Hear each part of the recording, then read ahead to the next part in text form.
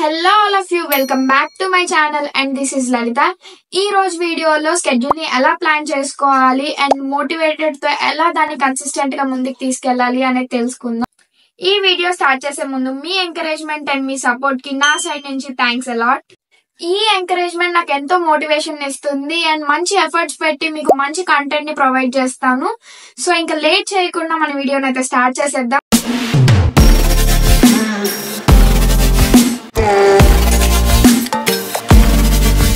ఈ వీడియో అయితే వెబ్సైట్ కి షెడ్యూల్ ని ఎలా ప్లాన్ చేసుకోవాలి అనే దాని మీద ఉంటుంది. ఈ వీడియోని నేను 3 పార్ట్స్ గా డివైడ్ చేశాను. ఫస్ట్ అయితే మీ ఎగ్జామ్ కి ఎంత సిలబస్ ఉంది అండ్ ప్రతి సబ్జెక్ట్ వెయిటేజ్ ని నోట్ చేసుకోండి. ఇన్ కేస్ మీకు సిలబస్ తెలీదు అంటే అఫీషియల్ వెబ్సైట్ కి వెళ్ళి ఒకసారి సెర్చ్ చేయండి. మనకు తెలిసిందే కదా, ఫిజిక్స్ కి 40 మార్క్స్, కెమిస్ట్రీకి 40 మార్క్స్ అండ్ మ్యాథ్స్ కి అయితే 80 మార్క్స్. ఈ విధంగా సబ్జెక్ట్ వైజ్ వెయిటేజ్ అయితే ఉంటుంది. బట్ మీరు ప్రతి సబ్జెక్ట్ లో ఉన్న లెసన్స్ వెయిటేజ్ తెలుసుకోండి. ఇంక ఇప్పుడు మీరు ఏ సబ్జెక్ట్ కి ప్రయారిటీ ఇస్తారు, అందులో ఏ టాపిక్స్ కి మీరు మెయిన్ గా ఫోకస్ చేస్తారు అనేది డిసైడ్ అవ్వాలి. నా సజెషన్ ఏంటంటే ఫస్ట్ మీరు ఎక్కువ వెయిటేజ్ ఉన్న చాప్టర్స్ ని ఫిల్టర్ చేయండి అండ్ వాటిని మీ టైం టేబుల్ లో ఇంక్లూడ్ చేసుకోండి. అండ్ నెక్స్ట్ మోడరేట్ వెయిటేజ్ ఉన్న చాప్టర్స్ ని తీసుకోండి, వాటిని టైం టేబుల్ లో ఇంక్లూడ్ చేసుకోండి. And at last less weightage ఉన్న చాప్టర్స్ మీకు బాగా వచ్చు అంటే వాటిని ఇంక్లూడ్ చేసుకోండి. ఇలా మీరు చేయాలనుకున్న సబ్జెక్ట్స్ అండ్ దాంట్లో ఉన్న చాప్టర్స్ ని ప్రియారిటైజ్ చేసుకోవాలి. లేదు నేను మొత్తం చదువుతాను, ప్రతి కాన్సెప్ట్ తెలుసుకోవాలి అంటే అసలు టైం సరిపోదు. బికాస్ మీరు కాన్సెప్ట్ నేర్చుకొని రివిజన్ అయితే స్టార్ట్ చేయాలి, మాక్ టెస్ట్ ఇవ్వాలి, PYQ సాల్వ్ చేయాలి. ఇదంతా చేయాలి అంటే టైం మేనేజ్మెంట్ అనేది కరెక్ట్ గా ఉండాలి. ఇలా మీరు చేయాలనుకున్న సబ్జెక్ట్స్ అండ్ దాంట్లో ఉన్న చాప్టర్స్ ని ప్రియారిటైజ్ చేసుకోవాలి. And second, study plan. ముందు మీ ఎగ్జామ్ కి ఎన్ని డేస్ అవైలబుల్ గా ఉన్నాయో తెలుసుకోండి. సో దట్ మీకు కాన్సెప్ట్ కి ఎన్ని డేస్ అలొకేట్ చేయాలి అండ్ రివిజన్ కి ఎంత టైం ఇవ్వాలి, మాక్ టెస్ట్ ఎప్పుడు చేయాలి అనేది అర్థమవుతుంది. నేను ఇన్ని డేస్ మీరు కాన్సెప్ట్ నేర్చుకోండి అండ్ ఈ టైంలోనే రివిజన్ చేయండి, ఈ టైంలో మాక్ టెస్ట్ రాయండి అని అయితే సజెస్ట్ చేయను. మీ స్టడీ ప్లాన్ ని మీరే డిసైడ్ అవ్వాలి. ఎందుకంటే ఒక్కొక్కరి క్యాపబిలిటీ ఒక్కోలా ఉంటది. ఈ డైలీ టైం టేబుల్ ని ప్లాన్ చేసుకోవడానికి గూగుల్ క్యాలెండర్ ని యూజ్ చేయండి. సో దట్ మీరు మీ టాస్క్స్ ని మర్చిపోయినప్పుడు అది మీకు రిమైండ్ చేస్తుంది, మీరు డైవర్ట్ అవ్వకుండా ఉంటారు. అండ్ డెడ్ లైన్స్ అనేవి చాలా ఇంపార్టెంట్ గైస్. ఖచ్చితంగా మీరు చేసే టాస్క్ కి డెడ్ లైన్ అయితే పెట్టుకోండి. లైక్ నేను ఈ రోజు ఈ కాన్సెప్ట్ స్టార్ట్ చేస్తాను, అది అట్ ఎనీ కాస్ట్ రేపటికి ఫినిష్ అవ్వాలి అని డెడ్ లైన్స్ పెట్టుకోండి. సో దట్ మీ వర్క్ అనేది డిలే అవ్వదు అండ్ మీరు ప్రోక్రాస్టినేట్ అవ్వకుండా ఉంటారు. నా సజెషన్ ఏంటంటే డైలీ మినిమం 8 to 10 hours అన్న వర్క్ చేయండి. లైక్ ఈ రోజు కెమిస్ట్రీ నేను 2 hours వర్క్ చేస్తాను అండ్ దాంట్లో ఈ పర్టికులర్ కాన్సెప్ట్ అయితే నేర్చుకుంటాను అని ప్లాన్ చేసుకోండి. అండ్ ఆ కాన్సెప్ట్ ఫినిష్ అయ్యేలా చూసుకోండి. అండ్ 2 hours లో మీరు కాన్సెప్టే చేయాలని లేదు. మీకు కాన్సెప్ట్ మంచిగా వస్తే ప్రాబ్లమ్ సాల్వింగ్ చేయండి. అండ్ ఏది చేస్తారనేది మీ చాయిస్. అల్టిమేట్ గా మీరు అనుకున్న వర్క్ అయితే అయిపోవాలి. By end of the day మీరు ఏ సబ్జెక్ట్ చేసినా దానికి నోట్స్ అయితే ప్రిపేర్ చేయండి.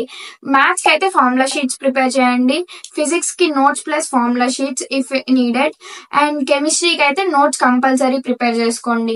ఈ running notes and formula sheets exam కి 10 days ఆర్ 1 week ఉంది అనగా రివిజన్ కి అయితే చాలా హెల్ప్ అవుతాయి.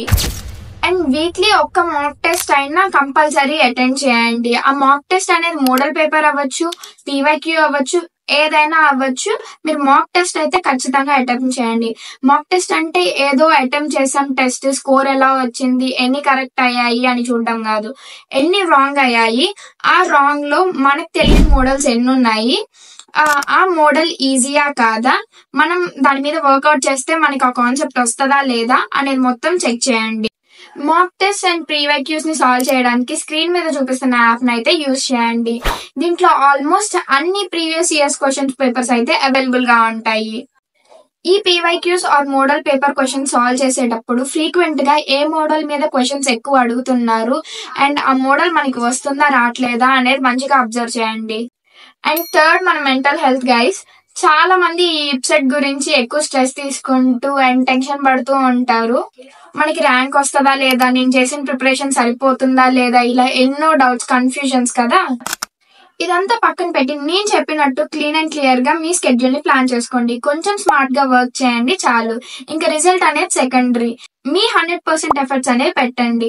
ఆటోమేటిక్ గా మీ రిజల్ట్ అనేది వస్తుంది. ప్రాపర్ స్లీప్ సైకిల్ అయితే మెయింటైన్ చేయండి. అట్లీస్ట్ 6 to 8 hours అయితే స్లీప్ అనేది ఉండాలి మీకు డైలీ. ఒక 1 to 2 hours చదివాక ఒక షార్ట్ బ్రేక్ అయితే తీసుకోండి. లైక్ 10 minutes బ్రేక్ తీసుకోండి. బ్రేక్ కదా అని చెప్పేసి ఇన్స్టాని మాత్రం ఓపెన్ చేయకండి. ఎందుకంటే ఇన్స్టాన్ ఓపెన్ చేసి స్క్రోల్ చేయడం స్టార్ట్ చేస్తే మనకు మించిన స్క్రోలర్ అయితే ఎవరు ఉండరు కదా. సో మీ స్లీప్ సైకిల్ ని ప్రాపర్ గా మెయింటైన్ చేయండి. డైట్ మంచిగా తీసుకోండి. అండ్ కొంచెం రిఫ్రెష్మెంట్స్ కూడా తీసుకోండి. Like 10 minutes break, short time break అలా. And last most important thing consistency. మీరు మాత్రం కన్సిస్టెన్సీని అస్సలు బ్రేక్ చేయకండి. At one point of time మనం చాలా లోలో ఉంటాం. చదివిందే చదవాలని ఇరిటేషన్ వస్తూ ఉంటది అండ్ వర్క్ చేయబుద్దే కాదు. ఇలాంటప్పుడు మీరు 1 day బ్రేక్ తీసుకొని రిఫ్రెష్ అవ్వండి. అండ్ మిమ్మల్ని మీరు మోటివేట్ చేసుకొని మళ్ళీ సేమ్ ఎనర్జీతో రీస్టార్ట్ చేయండి. ఇలా మీ టైం షెడ్యూల్ చేసుకొని ఎండ్ వరకు ఫాలో అవ్వండి. రిజల్ట్స్ అయితే మీరు ఖచ్చితంగా చూస్తారు. ఫైనల్లీ ఈ వీడియోలో నాకు తెలిసిన ఇన్ఫర్మేషన్స్ అండ్ నా ఎక్స్పీరియన్స్ ని మీకు ప్రొవైడ్ చేశాను. మీకు ఈప్సెట్ కి ఏ ఛానల్స్ ని రిఫర్ చేయాలి, ఏ బుక్స్ బాగుంటాయి అనేది తెలీదు అంటే నేను ప్రీవియస్ వీడియోలో చేశాను, ఒకసారి రిఫర్ చేయండి. ఇంకా మన ఛానల్లో ఈప్సెట్ మీద వీడియోస్ అయితే వస్తూనే ఉంటాయి. ఇవన్నీ మిస్ అవ్వకుండా ఉండాలంటే మన ఛానల్ ని సబ్స్క్రైబ్ చేసుకోండి. అండ్ మీకు ఏ డౌట్ ఉన్నా కమెంట్ సెక్షన్ లో అయితే కమెంట్ చేయండి. ఇఫ్ ఇన్ కేస్ మీకు ఏ డౌట్ లేకపోతే వాచ్ టిల్ ద ఎండ్ అని కమెంట్ చేయండి. And that's all about this video. See you in another video.